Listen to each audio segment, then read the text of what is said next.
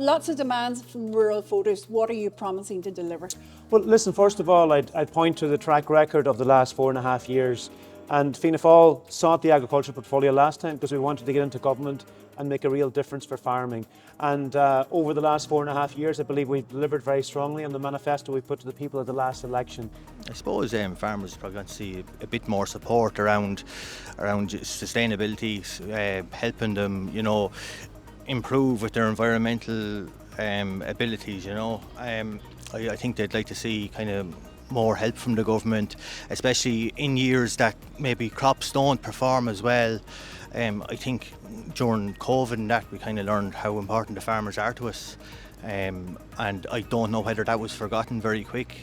It's kind of gone to the stage where a lot of farmers are kind of thinking that we'll nearly need to see a shortage of food on the shelves before they get the support that they need. In the manifesto, I've laid out now what I want to do over the next 5 years of government and how we want to build on the work we've done. And I believe our track record of actually delivering on our commitments in the last 4.5 years shows that we have the capacity and the determination to deliver again. So, for example, I'm committing to deliver now €350 per suckler cow, taking it from the 225 it is now, increasing the yo payment from €25 to €35, delivering €60 million per year dedicated support to the tillage sector, and also in relation to the dairy sector, increasing the payment per dairy beef calf from €40 today for the new scheme introduced to €100, and of course working to make sure that we secure and lead out the national campaign, which I've been doing across government and with all farming representatives to maintain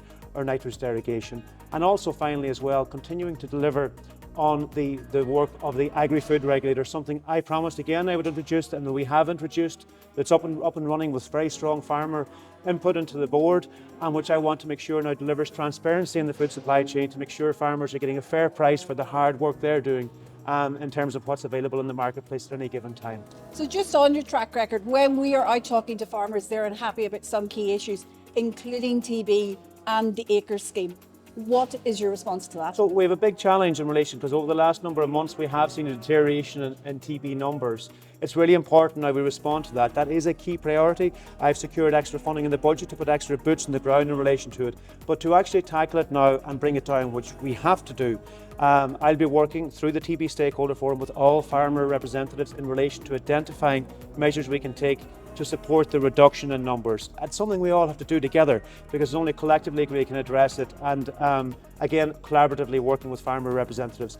In relation to the acre scheme, listen, across all of the schemes I introduced in the CAP, and we had 50% extra funding for this CAP programme compared to the previous one, which was a record increase. That level of increase has never happened before. That's what enabled me, for example, to introduce the extra payments for suckler cows, the extra payments for sheep, and also, for example, as well, the dairy beef and the support for organics, for example, and support for TAMs. But Acres is a scheme that received 50% extra funding as well. It is working as predicted for many of those, for those in the general stream. And for those in the cooperation stream, there has been some challenges in relation to scores not being where they were expecting them to be, and that impacting payments. I want Acres to work for everyone, because it's a really important scheme. I want everyone to be able to get a good, decent payment through it. And that's why I've initiated a review to report by the end of this year, specifically focusing on those where scores are lower, to look at options in terms of how we can allow them to build their payment and make sure it works for them and works for everyone. There were administration delays over the first year, which I've worked to make sure will not be repeated. Acres was the one scheme there was challenges with. The other schemes have got up and running and payments have flowed the way they should do. That needs to happen with Acres as well, and I'm determined to lead out to make sure it works for every farmer, and that there's adjustments made to make sure it works for every farmer. Just on nitrates, the Social Democrats have said that the government hasn't been completely honest with farmers, that they need to know that there's going to be changes coming down the line. What's your response to that? Well, they need to recognise that what everyone in the farming community knows, which is the nitrates derogation is really important to all sectors.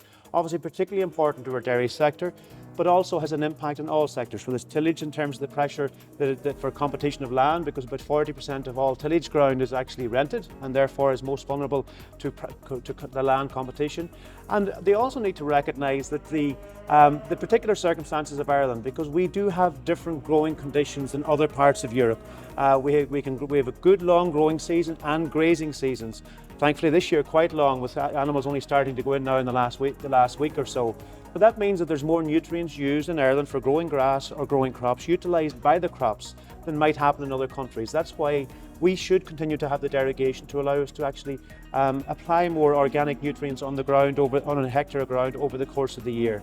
I've laid out nationally and at European level in terms of getting the message across, in terms of the fact that Ireland must be able to retain that.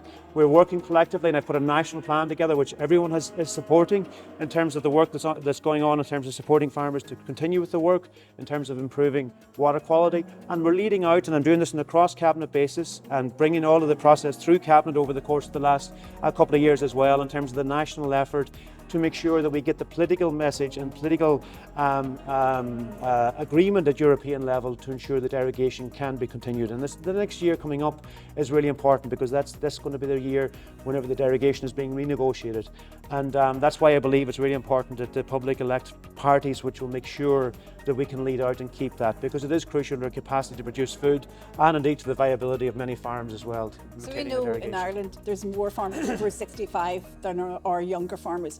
How do you get younger people back into farming? Yeah, and listen, that's a challenge internationally, and if you look across Europe, it's quite similar as well. And that's why I've put young farmers very much at the centre now of how we go forward in terms of formulating policy. I've significantly improved supports for young farmers over the last 4 years. So, for example, we've doubled funding and CAP for young farmers. That's meant, for example, the Young Farmer Scheme, where young farmers coming in for the first 5 years of farming can get a payment per hectare each year for 5 years. That was €67 per hectare whenever I was appointed. We've increased that now to €168 per hectare, almost €100 per hectare increase.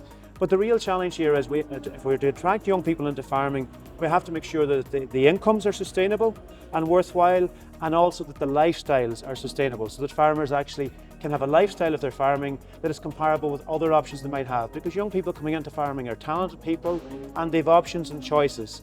And we want them to choose the option and the choice of continuing to farm. Like, the price of everything has gone through the roof, you know, and our payments will have to be moved a lot bigger, or the west of Ireland will be in trouble with that, trying to keep it going. Because all cows being sold, they're not being replaced, and years ago there was no problem with that. They were putting cattle back in, but now it's different. It's not working. It's as simple as that. If you're re-elected, will there be more money in farmers' pockets? There will, absolutely, and I point to our track record of delivering on what we committed to at the last election, and indeed surpassing our commitments to the last election. Give farmers more grants for their suckler cow, for their sheep premiums, and for the bring back the farmers want to get more for their beef, number one. If they don't get more for their beef, they'll be gone out of business. Definitely be gone out of business. Because at the minute the beef is only 540, I say, on the grade, 530 on the grade, and the quality assurance, like, you know. You buy a bullock in the market today, so you give 1,500. As I explained to you earlier on, there's 10 to buy them, there's 25 quid to get them home to your yard, and you vaccinate them with the IBRs, through IBRs and Bowlby Pass. You have 65 quid again your bullock before you ever get any money for yourself.